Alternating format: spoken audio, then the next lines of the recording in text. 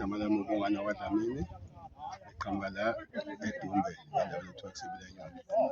Inhlangano enguyo ubumbano la ngisiza khona kakhulu abanye abantu abadala ukuthi bayiqeqeshe bahlale bephilile. Imidlalo esiyenzayo mina njengamanje ngenza u-200 ngiyagijima, kodwa imidlalo esiyenzayo mningi, khona oyaskate, khona o-rugby ball throw neminye imidlalo.